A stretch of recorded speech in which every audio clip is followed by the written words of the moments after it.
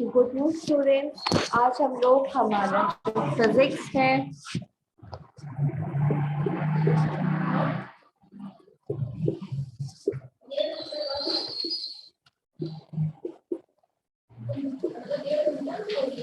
उसके chapter first को continue करेंगे और जो आज का हमारा टॉपिक है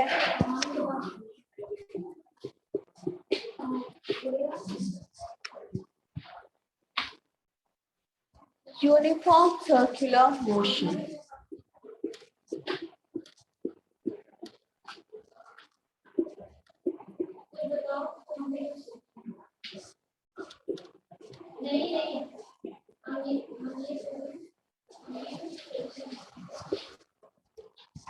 तो आज का हमारा टॉपिक है uniform circular motion.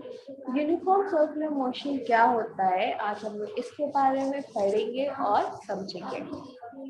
The motion of an object along a circular path around a fixed point is known as a circular motion. Means वो motion जो एक fixed path पे continue रहता है उसको हम क्या बोलते हैं, उसको हम circular motion बोलते हैं। Motion of a bicycle wheels about its own axis, motion of a bridge of an electric fan, motion of the moon around the earth, motion of an electron around the nucleus of an atom, motion of a merry-go-round, motion of a giant wheel, etc. are all examples of circular motion. वो motion जो क्या होता है, अपने एक path पे continuously move करता रहता है, उसको हम सर्कुलर मोशन बोलते हैं। मीन्स वो ऑब्जेक्ट अपने एक्सिस पे ही रोटेट करता है, अपने एक्सिस पे ही चलता है। तो जैसे सपोज करिए ये आपका रेक्टेंगल है, ठीक है, जैसे कोई पाथ है, उसका ये पाथ है, तो जो इसमें डायरेक्शन है वो कुछ इस तरीके से है। तो ये क्या हो रहा है, ये डायरेक्शन इसी फ्लो में चल रहा है ना, तो ये क्या हो जाएगा, ये हो जाएगा आपका सर्कुलर मोशन का एग्जांपल। जैसे कि आपका सर्कल है, इसमें जो ऑब्जेक्ट है वो क्या कर रहा है, एक सेम डायरेक्शन में कंटिन्यूअसली वॉक कर रहा है, राइट। तो ये आपका किसका एग्जांपल हो गया, सर्कुलर मोशन का एग्जांपल हो गया। Motion of an object is a circular path with a uniform speed is called a uniform circular motion. अब यूनिफॉर्म सर्कुलर मोशन क्या होता है, वो ऑब्जेक्ट जो सर्कुलर पाथ पे यूनिफॉर्म स्पीड में ट्रैवल करता है, इसको हम क्या बोलते हैं, इसको हम यूनिफॉर्म सर्कुलर मोशन बोलते हैं। अब नेक्स्ट आता है आपका, in uniform circular motion velocity is continuously changing. जो आपका यूनिफॉर्म सर्कुलर मोशन होता है, इसमें जो वेलोसिटी होती है वो क्या होती है, कंटिन्यूअसली चेंज होती है। In uniform circular motion the speed of a moving object remains constant, but velocity of the object continuously change due to change in its direction of motion. जो यूनिफॉर्म सर्कुलर मोशन होता है, इसमें जो moving speed होती है object की, वो हमेशा कांस्टेंट होती है, मींस वो चेंज नहीं होती है, but velocity of the object continuously change. पर जो ऑब्जेक्ट की वेलोसिटी होती है वो कंटिन्यूअसली क्या होती है, वो कंटिन्यूअसली चेंज होती रहती है due to change in its direction of motion. क्यों, क्योंकि उसका जो मोशन ऑफ डायरेक्शन है, जैसे जैसे उसमें चेंजेस आते हैं तो वैसे वैसे क्या होता है, उसकी जो वेलोसिटी होती है उसमें भी चेंजेस आ जाते हैं। To explain it, let us consider an athlete running along a closed path. अगर हम इसको समझें तो ऐसे समझिए कि जो एक एथलीट है वो क्या कर रहा है, एक क्लोज पाथ में क्या कर रहा है, रन कर रहा है। जैसे कि अभी हमने एग्जांपल ले लिया इसका, ठीक है। Let us first presume the path of an athlete in along a rectangular track ABCD, and the athlete is running at a constant speed on a straight path A B, B C, C D and D A. तो example के लिए हमने suppose करिए एक rectangular path ले लिया, तो ये आपका रेक्टेंगुलर पाथ है, A B, B C, C D. तो जो हमारा एथलीट है वो किस डायरेक्शन में रन कर रहा है? First A B, then B C, then C D and then D. तो वो क्या कर रहा है? कंटिन्यूअसली इस पाथ में वो मूव कर रहा है, रन कर रहा है। When the athlete is at the corner of the track, he quickly changes the direction of his motion.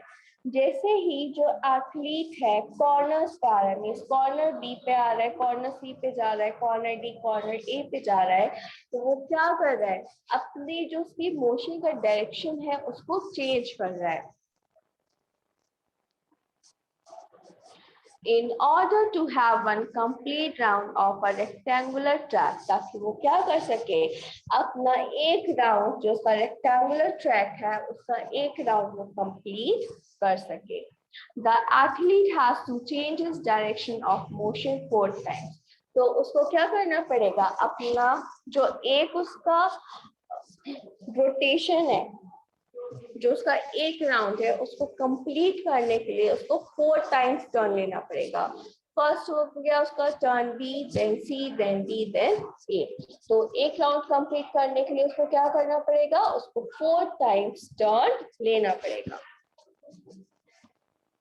If the athlete is running along a hexagonal or an octagonal shaped track, अगर कोई athlete hexagonal या octagonal shaped track पे run करता है, it is clear that the athlete has to change his direction 6 times or 8 times respectively in one round of a track. तो उसको अपना 1 round complete करने के लिए या तो 6 टाइम्स टर्न लेना पड़ेगा या फिर 8 टाइम टर्न लेना पड़ेगा। Thus, we conclude that as the number of sides of a closed track increases, तो इससे हम ये बोल सकते हैं कि जो नंबर ऑफ साइड्स है क्लोज ट्रैक के वो क्या हो जाते हैं? वो इंक्रीज हो जाते हैं। The athlete has to turn large number of times in a round. और इससे क्या करना होगा? जो एथलीट होगा उसका अपना एक राउंड कंप्लीट करने के लिए लार्ज नंबर ऑफ टर्न्स लेने पड़ेंगे।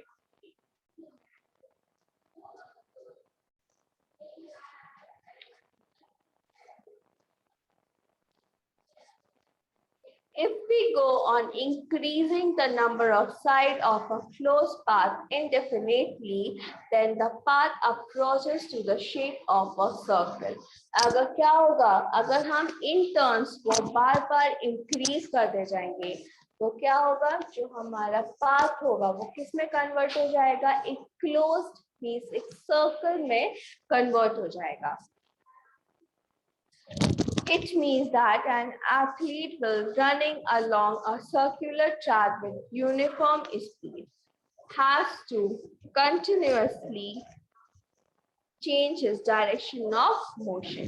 तो इससे हमें ये समझ में आता है कि हमारा जो एथलीट है वो क्या कर रहा है? वो कंटिन्यूअसली एक सर्कुलर ट्रैक पे रन कर रहा है और क्या कर रहा है? उसकी जो स्पीड है वो यूनिफॉर्म है। Has to continuously change his direction of motion. उस सर्कुलर ट्रैक पे उसकी जो स्पीड है वो यूनिफॉर्म है और उसको क्या करना पड़ रहा है? बार बार अपनी डायरेक्शन को कंटिन्यूअसली चेंज करना पड़ रहा है। As velocity is a vector having a magnitude as well as sense of direction, जो velocity ये आपकी क्या है? वेक्टर क्वांटिटी है, तो इसमें क्या है? मैग्नीट्यूड भी है, साथ में सेंस ऑफ डायरेक्शन भी है।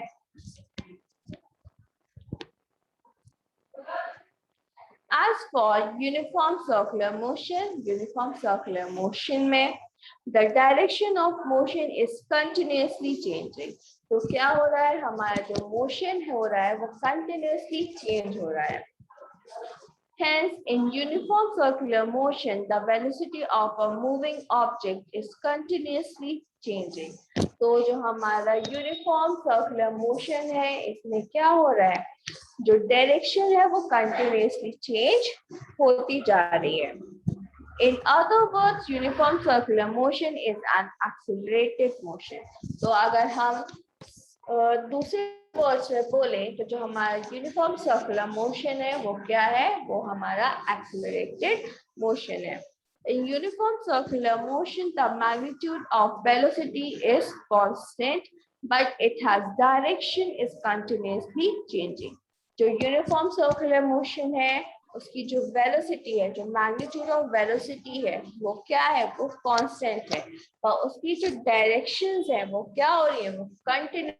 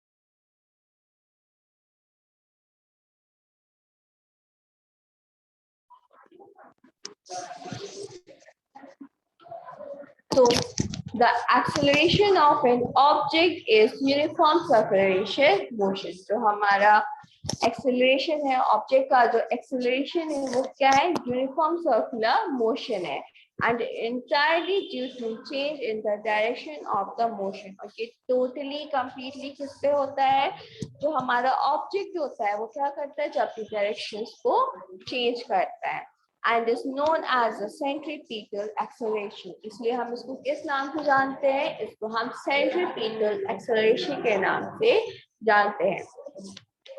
The direction of centripetal acceleration is always along the radius of a circle towards its center।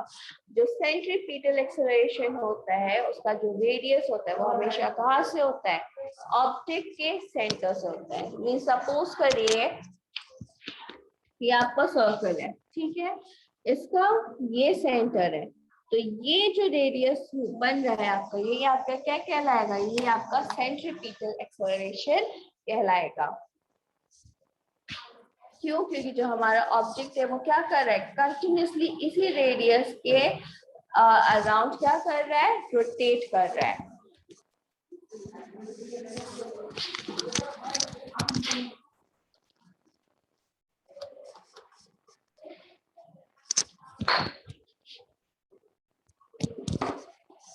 अब नेक्स्ट आता है हमारा रिवॉल्यूशन पीरियड। रिवॉल्यूशन पीरियड क्या है, the time taken by an object undergoing circular motion to complete one revolution along a circular path is called revolution period। जो time taken होता है, जो ऑब्जेक्ट टाइम टेक करता है एक सर्कुलर मोशन को कंप्लीट करने के लिए, उसका जो वन रेवोल्यूशन है उसको कंप्लीट करने के लिए उसको हम क्या बोलते हैं, उसको हम रेवोल्यूशन पीरियड बोलते हैं। Revolution period is donate by the symbol C। जो हमारा रेवोल्यूशन पीरियड है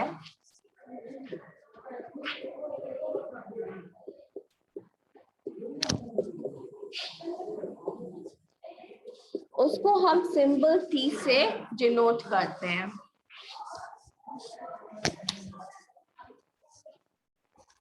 The object is moving with the constant speed v। जो आपका ऑब्जेक्ट है वो हमेशा constant speed से मूव कर रहा है, तो वो आपका क्या हो गया, v हो गया, along the circumference of the circle of the radius। और साथ में क्या है आपका circumference ऑफ सर्कल है, मीन्स रेडियस। तो देन आपका क्या हो जाएगा, revolution period is equal to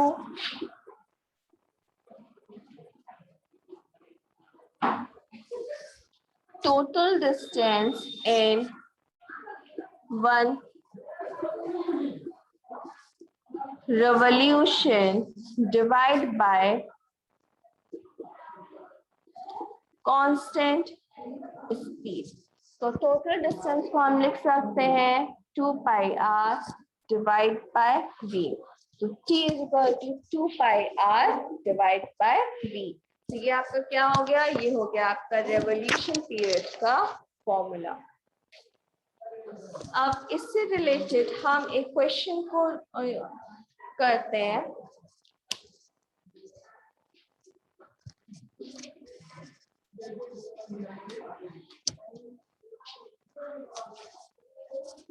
तो क्वेश्चन है हमारा, a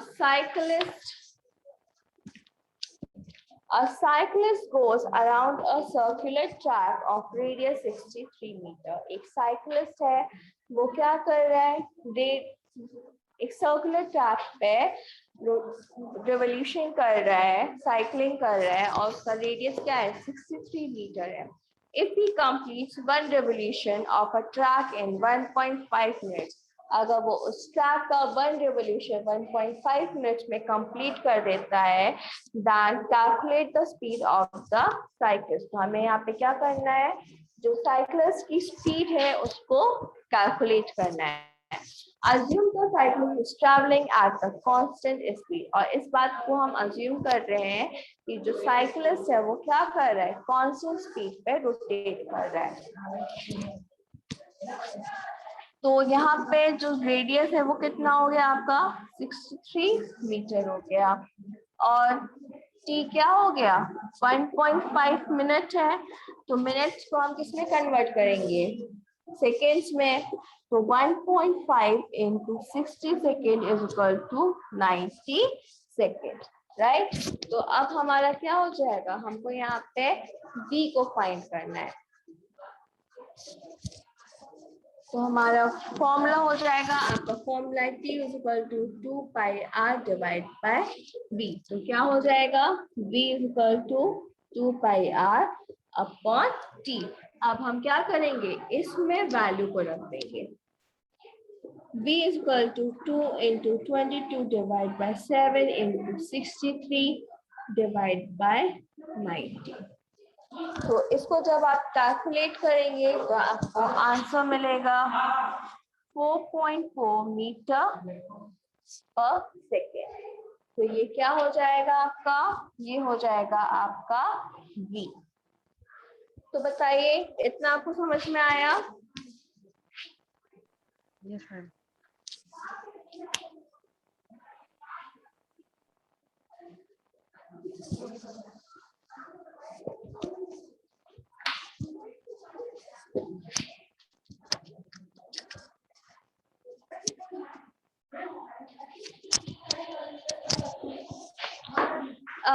नेक्स्ट क्वेश्चन है हमारा, An object travels 16 meter in 4 seconds। जो ऑब्जेक्ट है वो क्या कर रहा है, 16 मीटर ट्रैवल कर रहा है 4 सेकेंड में, एंड देन अदर 60 मीटर इन 2 सेकेंड। और जो बाकी के 16 मीटर्स है वो 2 सेकेंड में कर रहा है। What is the average speed of an object? तो यहाँ पे हमें क्या फाइंड करना है, उस ऑब्जेक्ट की एवरेज स्पीड को फाइंड करना है। तो सबसे पहले हम क्या निकालेंगे, टोटल डिस्टेंस निकालेंगे। उस ऑब्जेक्ट ने टोटल कितना डिस्टेंस कवर करा, तो फर्स्ट उसने 16 मीटर किया था, देन नेक्स्ट भी उसने 16 मीटर कवर किया था। तो क्या हो गया आपका 32 मीटर। तो जैसे हमने टोटल डिस्टेंस को निकाला है, उसी तरह हम क्या निकालेंगे, टोटल टाइम निकालेंगे। तो टोटल फर्स्ट उसने लिया था 4 सेकेंड, देन उसने लिया था 2 सेकेंड, तो टोटल उसने लिया था 6 सेकेंड। तो यहाँ पे हमें क्या फाइंड करना है, एवरेज स्पीड फाइंड करनी है। तो एवरेज स्पीड क्या होती है, average speed is equal to distance, total distance upon total time. Means total distance upon total time. तो टोटल डिस्टेंस हो गया हमारा s एंड टोटल टाइम हो गया हमारा t। तो s कितना हो जाएगा 32 डिवाइड बाय 6। तो इसको जब आप कैलकुलेट करेंगे तो आपको आंसर मिलेगा 5.33 मीटर पर सेकेंड। तो ये क्या हो गया आपका, हम एवरेज स्पीड किस तरीके से कैलकुलेट करते हैं ये आपका हो गया।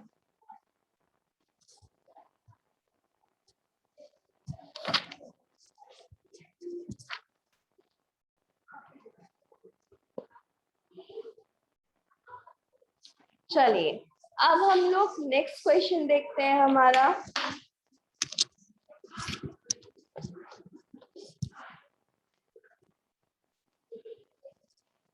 तो नेक्स्ट क्वेश्चन है, train is starting from rest attaining a velocity of 72 kilometre per hour in 5 minutes। एक ट्रेन है जो क्या होती है, खड़ी होती है, उसके बाद में स्टार्ट होती है, जब वो चलना स्टार्ट करती है तो उसकी वेलोसिटी होती है वो 72 किलोमीटर पर आवर तक पहुंच जाती है 5 मिनट्स में। Assuming that the acceleration is uniform, तो हम assume करते हैं उसका जो acceleration है वो क्या है, यूनिफॉर्म है। फाइंड द एक्सेलरेशन, तो सबसे पहले आपको क्या फाइंड करना है, एक्सेलरेशन फाइंड करना है। Be the distance travel by the train for attaining its velocity, और फिर हमें क्या फाइंड करना है, सेकेंड डिस्टेंस ट्रैवल फाइंड करना है, जो हमारा जो ट्रेन है वो उस वेलोसिटी को कितने पे पहुंच रही है। तो फर्स्ट हो गया जो इनिशियल वेलोसिटी है u, वो हमारी क्या हो गई, 0 हो गई। v क्या हो गई आपकी फाइनल वेलोसिटी, तो ये कितनी है 72 किलोमीटर पर आवर। उसके बाद में तो इस बात का ध्यान रखिए जो हमारी यूनिट होती है वो किलोमीटर पर आवर में नहीं, किस में होती है, मीटर पर सेकेंड में होती है। तो हम क्या करेंगे 72 किलोमीटर को मीटर पर सेकेंड में कन्वर्ट करेंगे। तो 72 इंटू 5 डिवाइड बाय 18 मीटर पर सेकेंड। जब इसको कैलकुलेट करेंगे तो आंसर हमें मिलेगा 20 मीटर पर सेकेंड। और टाइम क्या है हमारा, टाइम है आपका 5 मिनट्स। तो सेम जैसे हमने यहाँ पे आवर्स को कन्वर्ट किया था सेकेंड में, उसी तरीके से हम मिनट को किस में कन्वर्ट करेंगे, सेकेंड में कन्वर्ट करेंगे। तो 5 into 60 second is equal to 300 second. ठीक है, तो फर्स्ट हमें क्या फाइंड करना है, फर्स्ट हमें फाइंड करना है एक्सेलरेशन। हमारा एक्सेलरेशन क्या होगा,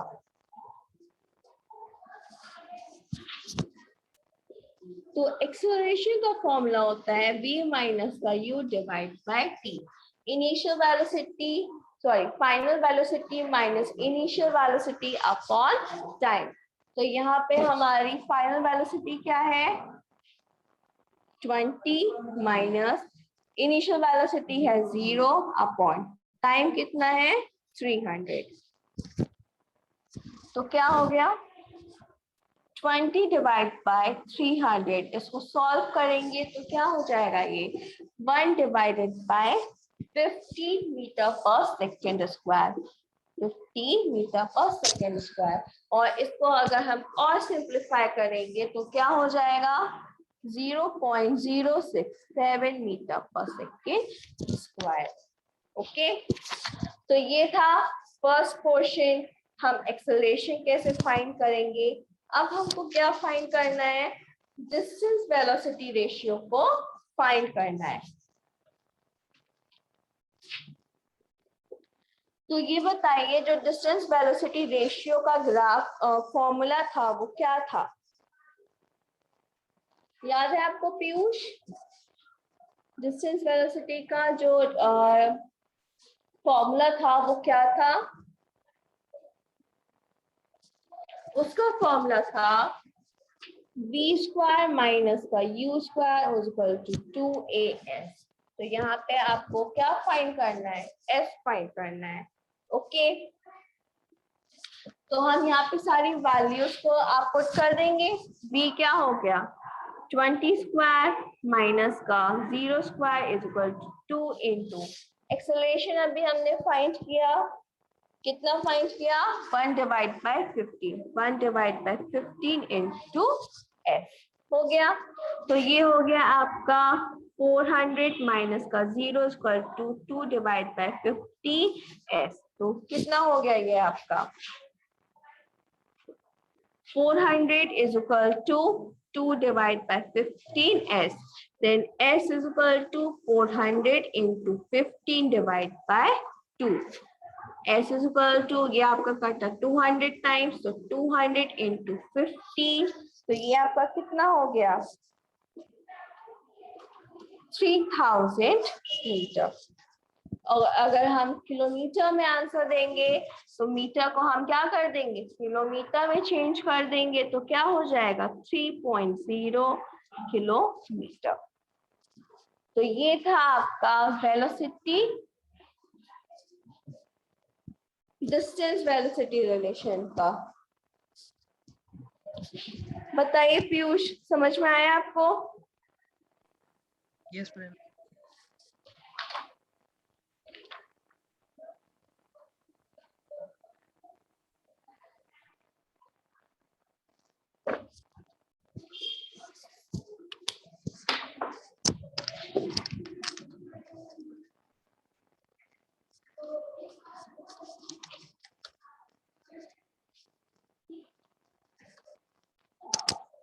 अब आपका लास्ट क्वेश्चन है, the breaker applied to a car produce an acceleration of 6 meter per second square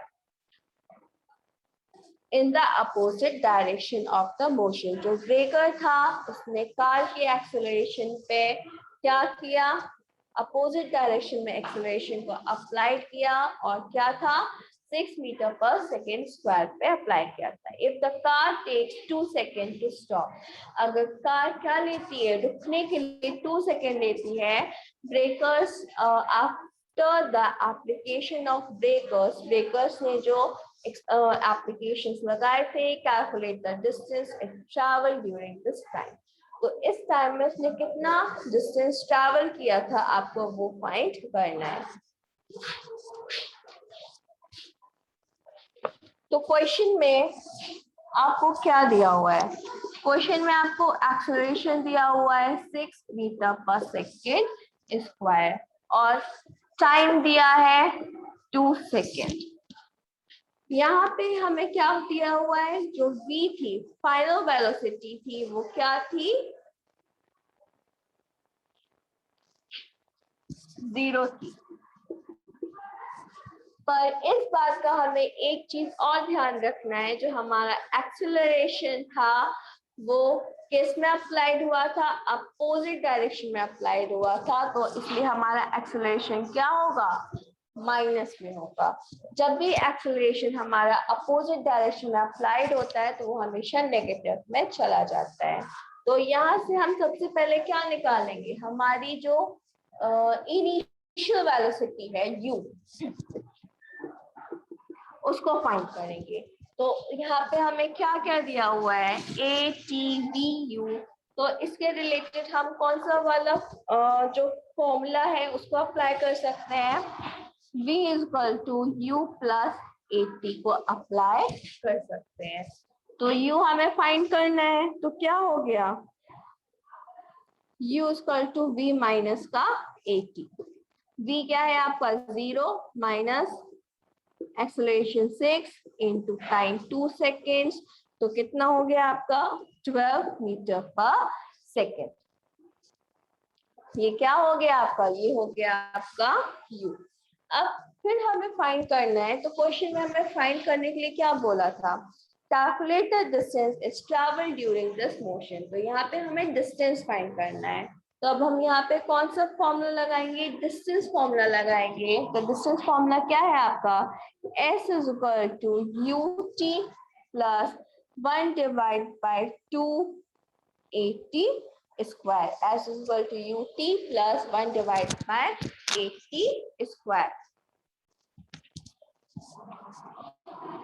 तो u आपका कितना है 12 इंटू टाइम कितना है आपका 2 प्लस 1 डिवाइड बाय 2 इंटू ए है आपका माइनस का 6 इंटू टी है आपका स्क्वायर.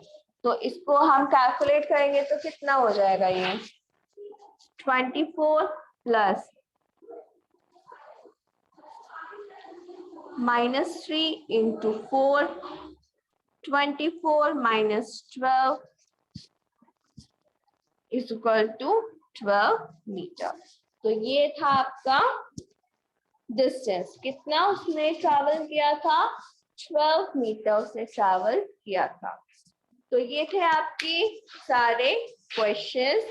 आप क्या करेंगे आप नेक्स्ट जितने भी रिमेनिंग क्वेश्चंस हैं इसको आप बैठ के करेंगे सॉल्व. और जो भी आपके मिसलेनियस क्वेश्चंस हैं जितने भी आपके दिए हुए हैं पेज नंबर 28 से पेज नंबर 34 तक इसको बैठ के आप सॉल्व करेंगे. ओके